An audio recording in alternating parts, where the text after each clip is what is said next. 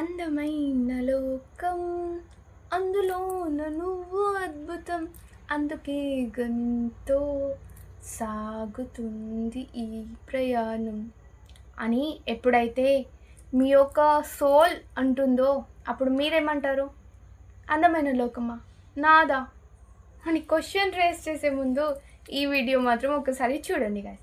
మీకు తెలుసా గాయస్, మనలో 7 చక్రాస్ ఉంటాయని ప్రీవియస్ వీడియోలో చెప్పాను కదా.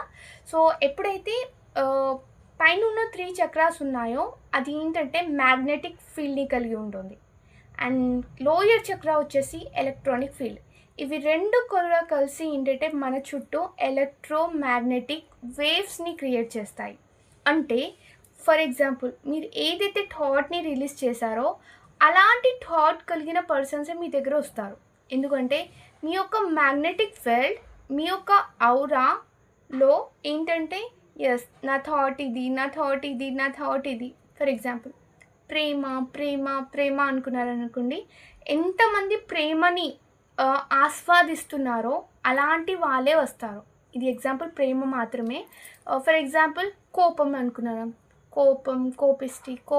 కోపిష్టి అనుకున్నారనుకోండి, అలాంటి వాళ్ళని ఏంటంటే మీరు అట్రాక్ట్ చేస్తుంటారు మీ లైఫ్లోకి. అందుకే మన లైఫ్ జర్నీలో ఏంటంటే సేమ్ కైండ్ ఆఫ్ మనలాంటి వాళ్ళే మన లైఫ్లో వస్తారు ఆల్మోస్ట్. ఒకవేళ మీరు ఎమోషన్గా డౌన్ ఉన్న వాళ్ళే వస్తారు. ఎందుకంటే మీరు యూనివర్స్కి అదే రిలీజ్ చేశారు కాబట్టి. యూనివర్స్ డ్యూటీ కదా, మీరు ఏమనుకుంటే మీ యొక్క ఎలక్ట్రోమాగ్నెటిక్ ఫీల్డ్ ఏదైతే ఉందో దాన్ని సెండ్ చేయడం. So be aware of that. Thought ప్రాసెస్లో, ఎమోషన్స్ ప్రాసెస్లో అండ్ ఫీలింగ్ ప్రాసెస్లో చాలా చాలా చాలా సెలెక్టివ్గా ఉండాల్సిందే. ఓకేనా? రాధే.